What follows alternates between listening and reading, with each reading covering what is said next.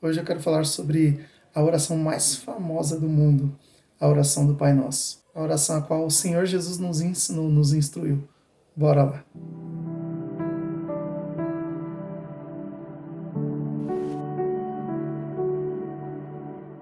Graças e paz, queridos, bem-vindos ao Devocional Pregai. E dando continuidade à leitura do livro de Mateus, hoje é dia de lermos os capítulos 5 e 6. Amém? E eu quero compartilhar essa oração poderosa que o Senhor Jesus nos ensina e nos instrui como orar ao Pai. Mas eu quero falar também sobre o caráter, de como ter o caráter de Cristo Jesus. Amém? Vamos lá? Mateus capítulo 6, versículo 9 ao versículo 13, diz assim a palavra do Senhor: Portanto, orem da seguinte forma: Pai nosso que estás no céu, santificado seja o teu nome. Venha o teu reino, seja feita a tua vontade, assim na terra como no céu. Dá-nos hoje o pão para este dia, e perdoa nossas dívidas, assim como perdoamos os nossos devedores. E não nos deixes cair em tentação, mas livra-nos do mal, pois teu é o reino, o poder e a glória para sempre. Amém. Tá bom, queridos? Mas eu quero compartilhar algumas informações também com os irmãos aqui. Além do Senhor Jesus ter nos ensinado, nos instruído acerca da oração do Pai Nosso, no versículo 14 e 15, que é a sequência dessa oração, a palavra do Senhor diz assim: Seu Pai Celestial os perdoará, se perdoarem aqueles que pecam contra vocês. Mas, se vocês se recusarem a perdoar os outros, seu Pai não perdoará seus pecados. Porque quando nós olhamos para a oração do Pai Nosso, ela é linda, ela é maravilhosa. Mas observe que a oração do Pai Nosso é render-se ao Senhor, pedindo perdão por todas as nossas falhas, os nossos erros, e reconhecendo que Deus, Ele é poderoso e é o nosso Pai. Ele está o tempo todo nos ouvindo. Olha que interessante. Dentro desse contexto, o Senhor Jesus vai instruir que não é por muito falar, não é por muito repetir palavras, vãs repetições, né? Ou seja, aquilo que é vão, que não agrega em nada, que seremos ouvidos.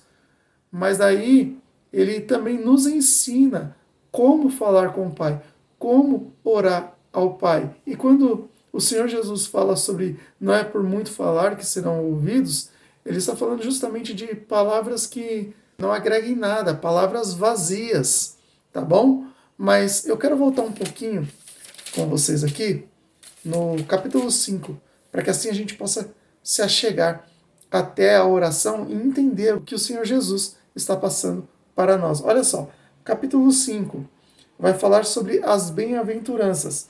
Do versículo 3 até o versículo 12, diz assim a palavra do Senhor: Felizes os pobres de espírito, pois o reino dos céus lhes pertence.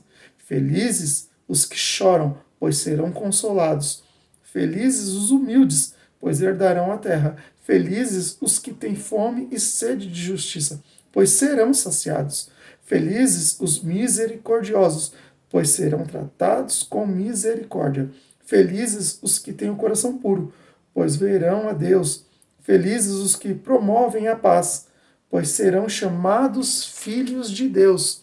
Felizes os perseguidos por causa da justiça, pois o reino dos céus lhes pertence. Felizes são vocês, quando por minha causa sofrerem zombaria e perseguição, e quando outros, mentindo, disserem todo tipo de maldade a seu respeito. Alegrem-se e exultem, porque uma grande recompensa os espera no céu. E lembre-se de que os antigos profetas foram perseguidos da mesma forma. Então essas são as bem-aventuranças. Então não tem o porquê nós ficarmos chateados com as coisas que acontecem nesse mundo, porque a nossa recompensa, ela não está nessa terra. A nossa recompensa, ela vem de Deus, ela está no céu. Amém? Mas para isso nós precisamos compreender também sobre a ira, porque acontece tanta coisa na nossa vida e daí a gente acaba ficando irado, quando na verdade nós precisamos aprender a deixar a ira passar. E eu quero ler contigo aqui agora, no mesmo capítulo 5, versículo 23 e 24. Olha o que diz a palavra do Senhor. Portanto, se você estiver apresentando uma oferta no altar do templo e se lembrar de alguém que tem algo contra você, deixe sua oferta ali no altar, vá, reconcilie-se com a pessoa e então volte e apresente a oferta. Ou seja, se você não fizer isso, a sua oferta não é nem recebida. Não adianta ofertar, e a palavra do Senhor não está dizendo de você ter algo contra a pessoa. A palavra do Senhor está dizendo se você lembrar de alguém que tem algo contra você. Olha quão importante é ir lá e se reconciliar com essa pessoa que te quer mal, que ela trama o mal contra você. A palavra do Senhor vai dizer, deixe ali a sua oferta no altar. Aí você vai lá, converse, resolva-se com essa pessoa, volta e daí sim oferte. É isso que o texto está mandando dizer. Agora, no versículo 43 do mesmo capítulo 3, vai nos ensinar sobre amar os nossos inimigos. Olha o que diz a palavra do Senhor. Vocês ouviram o que foi dito. Ame o seu próximo e odeie o seu inimigo. Eu, porém, lhes digo, amem os seus inimigos e orem por quem os persegue. Mas por que isso, pastor? Porque é muito fácil eu amar quem me ama. Se eu amar somente quem me ama, que mérito tenho eu nisso? Que glória tem nisso? Não tem glória nenhuma para o Senhor nisso. Mas o nome do Senhor ele é glorificado quando nós obedecemos e amamos aqueles que nos perseguem. Aí sim a glória do Senhor é manifestada em nossas vidas, ou seja, através de nós. Amém? No capítulo 6, no versículo 6, aí a gente entra e começa a compreender sobre a oração.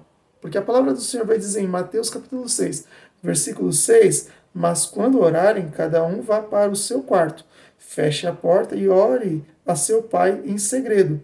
Então, seu pai que observa em segredo os recompensará. Porque muitas pessoas, elas querem orar para que todo mundo veja e fala, olha, vai ali um homem de Deus, vai ali uma mulher de Deus, mas na verdade não tem essa necessidade. A palavra do Senhor vai nos instruir sobre isso, para entrarmos em nosso quarto e orar ao Senhor em secreto. Quando jejuarmos, por exemplo, o texto vai dizer que não adianta ficar com o semblante, né, caído, entristecido, para que as pessoas olhem e falem, ó, tá com fome, por quê? Porque tá jejuando, tadinho dele, tadinho dela. Esse daí já recebeu a recompensa aqui mesmo, quando na verdade a nossa recompensa tem que vir do céu. Então, entre no quarto. Quando o texto fala sobre lavar o rosto, é para não ficar com aquele semblante, né, entristecido, olha, eu tô jejuando. Ninguém precisa saber do seu jejum. Faça jejum em secreto, ore em secreto, e deixe que o Pai Celestial o recompense publicamente. O texto diz isso. Nós não precisamos fazer nada para os outros verem. Nós precisamos orar ao Senhor em secreto, ter uma vida com Deus. As pessoas não necessitam saber da nossa vida com Deus. Tá bom? E daí entra sim no texto a qual o Senhor Jesus nos ensina a orar, que vai lá do versículo 9 ao versículo 13. Agora eu quero compartilhar com vocês o finalzinho aqui, no versículo 33 do capítulo 6, diz: busquem em primeiro lugar o reino de Deus e a sua justiça, e essas coisas lhes serão acrescentadas. Eu costumo dizer que, sim, temos que trabalhar para ali comprar, né, o nosso pão de cada dia, para pagar as nossas contas, mas nós andamos muito preocupados com aquilo que iremos vestir, com aquilo que iremos comer, enfim, com tudo isso. Mas a palavra do Senhor diz para buscarmos primeiro o reino dos céus e a justiça do Senhor. E essas coisas nos serão acrescentadas. Além do Senhor cuidar de tudo isso das nossas vidas, o Senhor vai acrescentar o reino do Senhor em nossas vidas e a justiça do Senhor em nossas vidas. Que algo mais precioso que isso? Não tem. Então que nós possamos aprender com a palavra do Senhor, para que assim possamos colher o fruto da obediência e da conversão. Que Deus te abençoe e fique na paz do Senhor Jesus.